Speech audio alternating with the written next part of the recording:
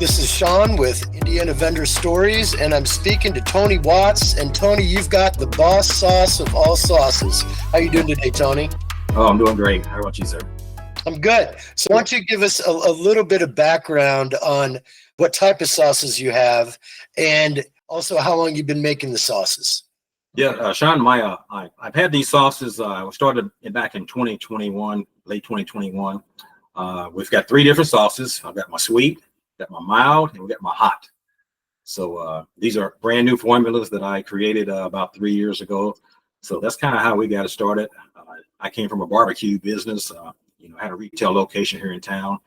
And once COVID hit, right before COVID, after 2017, I got out of the business for about 5 years and decided during COVID to maybe start developing some new sauces.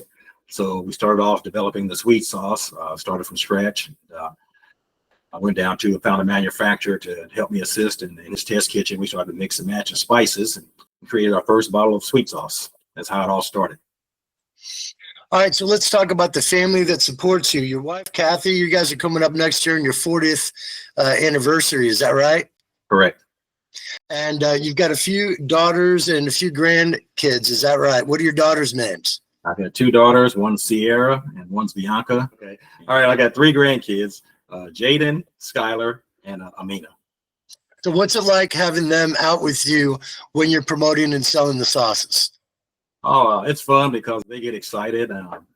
They like helping out, especially Amina. She's kind of, I think, my little born salesperson. So, and Skylar's actually picking it up too. She's 5 years old, and she's pretty excited about handing out samples and letting people try stuff. So, of course, those two being girls, the people, they really like, oh, they're so cute. So, so those are pop-up. They call me pop-up's little helpers. And the one that's 8, Amina, she's already talking about taking over the business, her and Jaden, when they get 16 years old. So that's kind of exciting. Well, it looks like you've been around town and you got some support from people around the city, even like the Fever mascot. And were you on a TV show? Looks like a gentleman there might have your sauce and you might have been profiled on the show. What was the show featured there? Yeah, we were featured actually twice. We were on the Lifestyle channel, Channel 8. We were featured on their show last year, or this past year actually, and then a year ago. So they invited us back. We had a great time. Matter of fact, I demoed my sauce and I brought a barbecue with me. So they get excited when I come around with the food. So it's great fun actually. Well, let's just go to a little bit of your background. What's your business background? Well, actually, I have a wide variety of business background. I started off in sales actually in the 70s. I was a shoe salesman in the 70s at Castle Square Mall. I was the Al Bundy of the 70s. So got some experience there. I was 15, 16 years old working in the mall. Actually, at 16 years old, I was managing a shoe store on Monday. So that was pretty awesome. People couldn't believe that, me being a kid in high school, managing a shoe store, a major corporation. Then after that, I went to school and got my degree in electronic engineering. I worked for a company here, PR Mallory, as a quality control engineer for almost 8 years. While I was there, actually, I got my insurance license. So I was licensed agent for ITT Hartford Group. I sold insurance and annuities at the same time. So I always had like a part-time business or a part-time job. And then later on, after Mallory closed after 60 years, I ended up going into the car business and I started selling cars in 1988. And there I worked as a salesperson for about 2 years. Then I got promoted to finance manager. And then I got promoted again to sales manager, and I got promoted again to general manager. So after managing several major car dealerships, I did that for almost 22 years total. Then after I got out of the car business, I went into the banking business. Got a phone call. People asked me to come run their banks, so they knew I had good experience in management.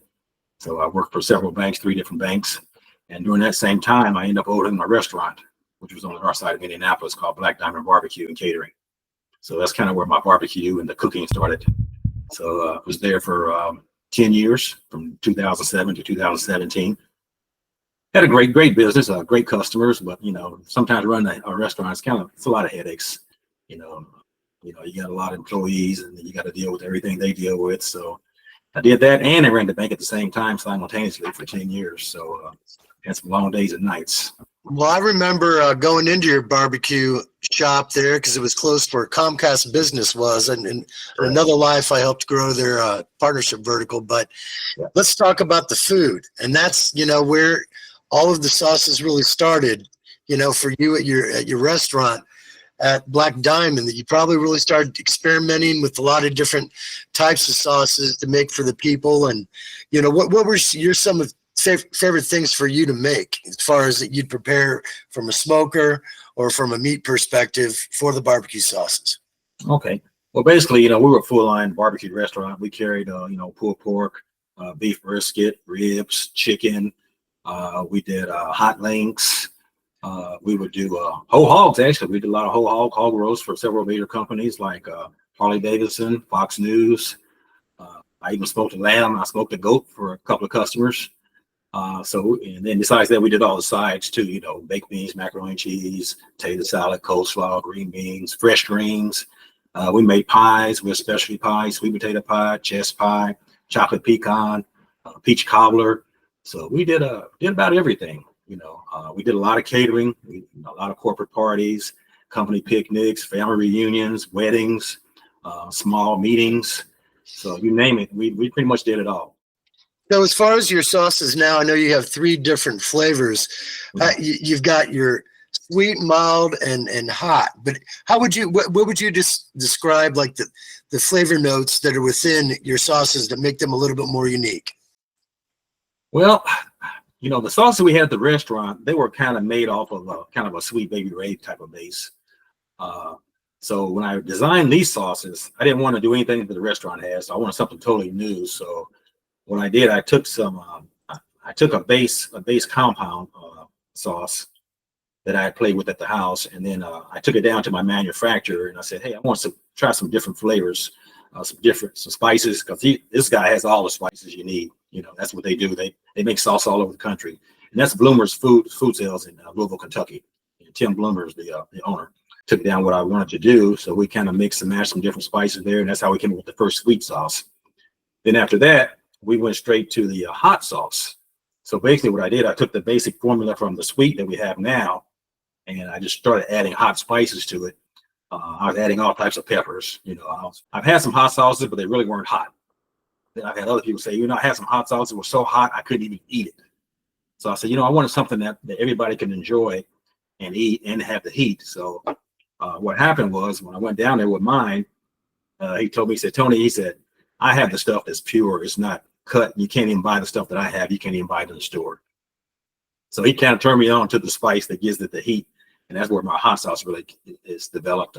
And people love my hot because it's got the heat, but it's got flavor. A lot of times people kept saying, Tony, make something I can't eat the sugar. I can't have the sugar because I'm a diabetic. And so I said, you know what? I'm going to make something that people can eat that have diabetes, or they can't have all the sugar or don't want all the sugar. So that's when we brought out our mild sauce, which just came out about 4 months ago. So basically what I did, we took all the sugar out of it, the basic regular sugar out of it, and we replaced it with stevia. So it's been doing really well. Actually, it was outselling the other two earlier this year in the farmers markets because it's got a good flavor. People say, man, I can't taste the stevia in it. It just tastes sweet, but it doesn't have that stevia, the aftertaste. From start to finish, probably took me between 30 to 60 days. And the main thing was the designing of the label, which I have one of my family members, Tolan Gamble. He designed my labels for all my sauces. So you're in a lot of different locations around Indianapolis, and you even do some cameos in Nordstrom, the department store. What was those situations like? Yeah, actually, what we do, Nordstrom's once a month. They have a Black History Month in February for Black businesses here in the city. So actually, the lady I met there, I met her through one of the a function I had at the out on the west side. It was at a church. They had like a small business festival. And I actually met her there. She came there and tried my sauces. So she started telling me about their program they have. And she said, you know what, I would like to invite you, come do our Black History Month. We want to support Black businesses in the city.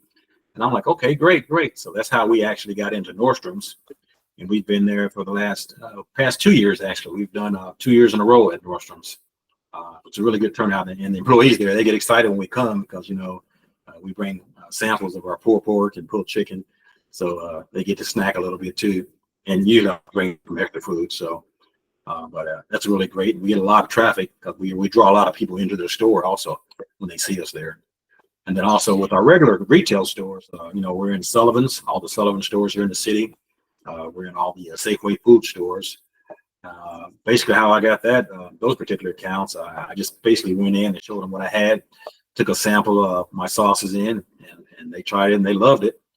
So, and they were looking for something new, especially somebody local, because Sullivan, they're big on local, and Safeway's the same way. They're big on local and community. So they were willing to give me an opportunity to come in. And now I'm like family when I go there. Everybody knows me. So, and they're always excited when I come in, or if I'm in there just dropping in, checking the inventory. They're like, Tony, when you coming back? When you coming in? When you coming in to sample? So they all love my food. Well, I think one that's pretty cool that supports a lot of the Indiana vendors is Taste of Indiana, the gift basket company. You guys look like you have your own little bit of barbecue basket that they put together for you. Oh yeah. Yeah, we got our gift baskets, which matter of fact, I'm putting together right now for Christmas. We're going to be at a fair tomorrow morning. Taste of Indiana. They were actually my next door neighbors at my restaurant on Benford. But yeah, they've been a big supporter. We sell our sauces there, all 3 sauces. Mike, those guys are great there, and Eleanor, and Mike, and they're all great people there. It's a great store, great business. What are some of the farmers markets that you deal with just around the city? Okay.